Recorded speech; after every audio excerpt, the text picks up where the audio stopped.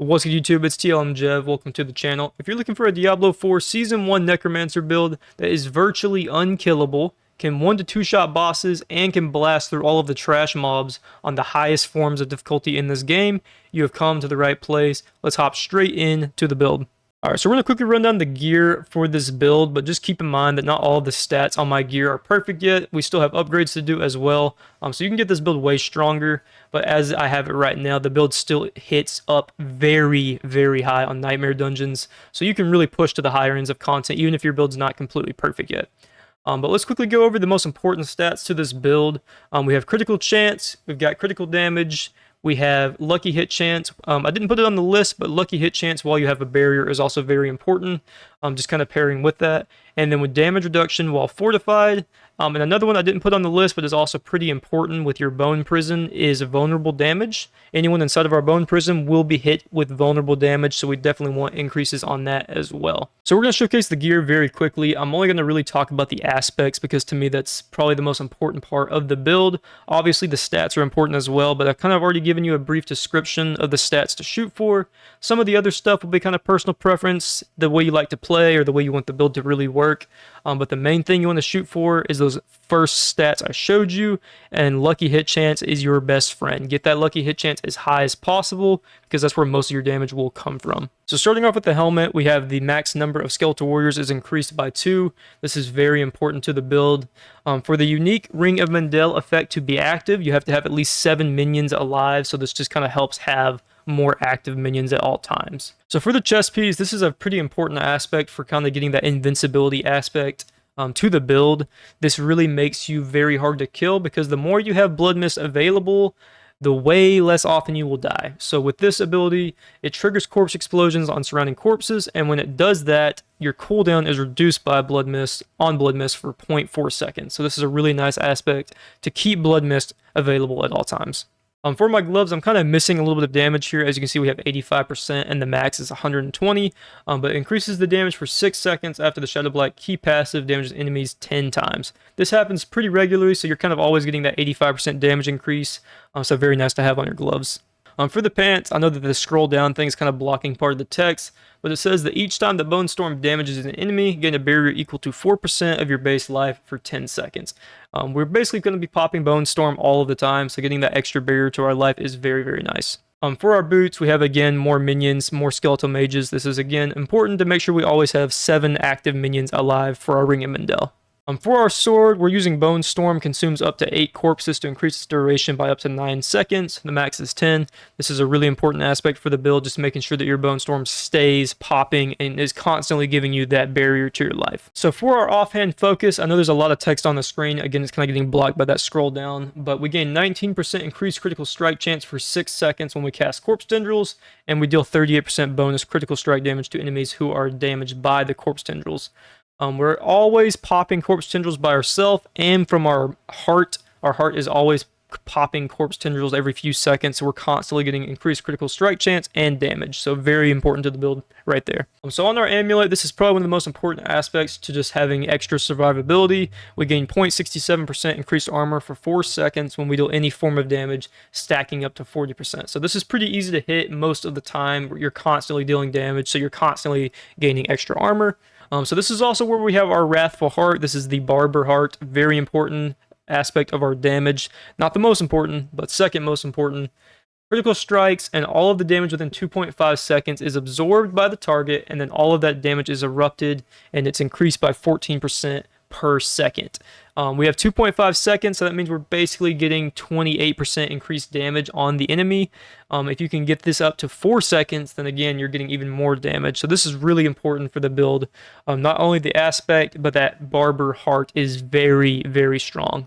So for the first ring, as you can see, again, I didn't scroll down because I'm an absolute amateur, so you can't read this fully, but it says Bone Storm and Blood Wave are also darkness skills, deal shadow damage, and gain additional effects. The main point of this is our Bone Storm. We don't use Blood Wave, but Bone Storm gets a massive damage spike from this aspect. Enemies damaged by Bone Storm take 1,838 shadow damage over 2 seconds. I did get lucky and I got the max roll of this aspect, so very nice there. This is a huge damage increase for your Bone Storm. You definitely need this for your build. It pairs with your shadow damage from Shadow Blight, so very important. So we saved the best piece of the build for last. This is the most important part of getting your damage numbers to an insane amount. The Ring of Mendel unique ring. While you have 7 or more minions, you gain a lucky hit chance up to a 10% chance to empower all of your minions, causing the next attack from each to explode for 12,000 physical damage. This damage goes ridiculous. This is where you just smoke everything in your path. You pair this with all your abilities popping, your damage increases, your critical strike chance, your barriers, everything. I mean, your minions basically kill everything in sight. This ring is the most important part of the build. To really reach the full potential of this build, you definitely need this unique ring. The Barber Heart can carry you pretty far as your damage goes, but to really push the level 100 plus enemies, you definitely need this ring. So definitely build around this, aim for it, make it a crucial part of your build, because it really pushes this build to where it's an in-game build and can just crush through every bit of the content in the game. So before we hop into the skill tree and the paragon board, I had to quickly say this is hilarious. At the time of recording this gameplay, all I had for this build was the Barber Heart. I didn't have the Ring of Mendel yet. And while recording this gameplay for this video, I actually got the Ring of Mendel 2 drop for the build. And I was, as you can see, I just sat there and just stunned, just staring at the ring for like 20 seconds because it was so funny, but it was also perfect for the build. So I just wanted to show that because that was really funny to me. So I'm going to quickly and briefly show off the Book of the Dead, the abilities, and the Paragon board.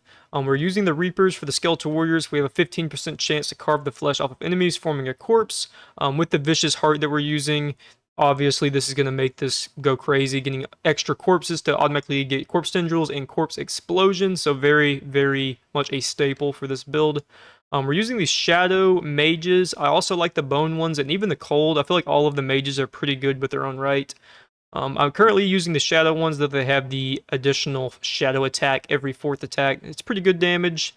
I feel like the Bone Minions, the Bone Mages still have the most raw damage output. But a lot of our damage is coming from the Ring of Mendel, so we don't really need any extra crazy stacks of damage from the Bones. I like the Shadow ones. It's kind of up to you, though, here on the Mages.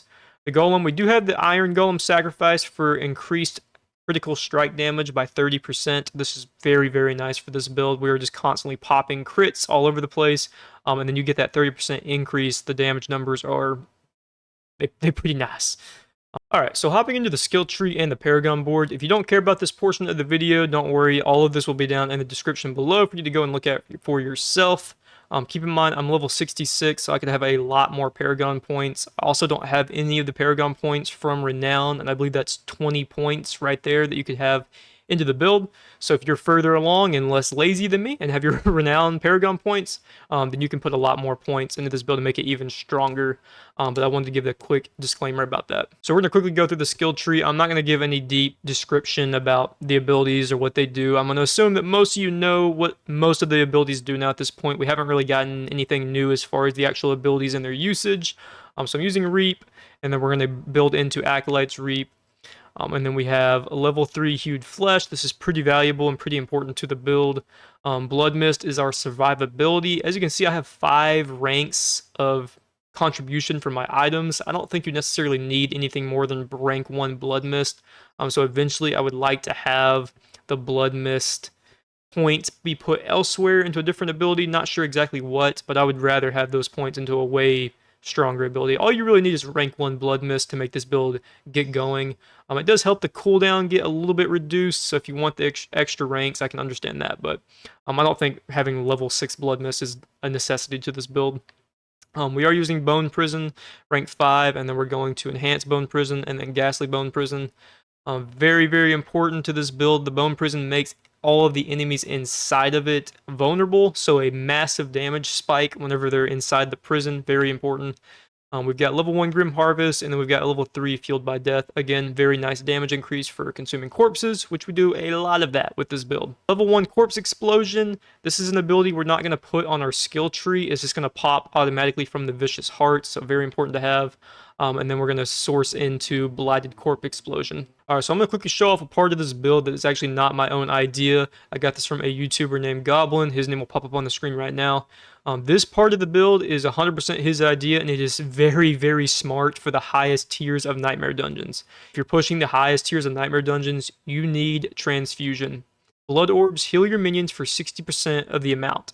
So, what this means is we can keep our minions alive longer, which we need to have at least 7 minions alive for our Ring of Mendel lucky hit chance to pop. And that's where tons of our damage is coming from, so being able to keep the minions alive is super important. This pairs really well with the Blighted Corpse Tendrils. The Corpse Tendrils have a 35% chance to drop a Blood Orb when damaging an enemy. So pair these two together, and you're getting Blood Orbs all the time. You're constantly healing your minions. Super important for the highest tier of Nightmare Dungeons. I wanted to quickly show this part of the build. If you choose not to do it, that's on you. That's up to you, your choice. But I wanted to give credit to him because this is a very smart idea for those highest tiers of dungeons. I don't even really use this on my build yet. Just because I'm not pushing that highest form of in-game content, but if you are, throw this on, try it out. Shout out to him. So I have 4 points into Corpse Tendrils, 3 points are coming from my items. Again, this build's not perfect. I'm still trying to decide where I want my item points to go and what skills I want them to enhance. I feel like they're in a decent place right now, but I feel like they could be a little bit better. But I do have 4 points into Corpse Tendrils. We've got 3 points in Necrotic Carapace. I think is how you say that, Carapace. Pretty important to the build as well. I really like this skill, Reaper's Pursuit. When we damage enemies with a darkness skill, it increases our movement speed by 15% for 3 seconds. This happens a lot because we're constantly popping shadow damage with Bone Storm and Shadow Blight, all of that. And then right here we have 4 skills that kind of all correlate to our minions, making them stronger, keeping them alive longer. After you've been healthy for at least 4 seconds, you and your minions gain 12% attack speed, rank 3 Inspiring Leader. We also have rank 3 Bonded in Essence. Every 5 seconds, we can heal our skeletons for 60% of their maximum life with the Raise Skeletal Priest ability. And then we have level 3 Death's Defense. Our minions cannot lose more than 30% of their maximum life from a single damage instance. This is super important, especially for the hardest content. You don't want your minions getting one-shotted. The second that all your minions are dead, you're losing a ton of your damage from that Ring of Mendel, so make sure you have this on. This is really important to the build. Rank 2 Hellbent Commander. I kind of chose between having Skeletal Warrior and Skeletal Mage Mastery. I took those off and just put 2 points into Hellbent Commander. This gives 20% damage to all of my minions when I'm close to them. I would even like to have this at rank 3 possibly, so I'm thinking about moving a point from elsewhere to this. And then our ultimate skill is Bone Storm, so if you choose to have the Golem, you can actually have a second Bone Storm following the Golem around. So that's a pretty nice part of the build if you want to do that as well. Currently as it stands though, I do have the Golem sacrificed, so... and then rank 2 of this is Prime Bone Storm. Our damage reduction is increased by 15%, and then critical strike chance is increased by 20% while Bone Storm is active.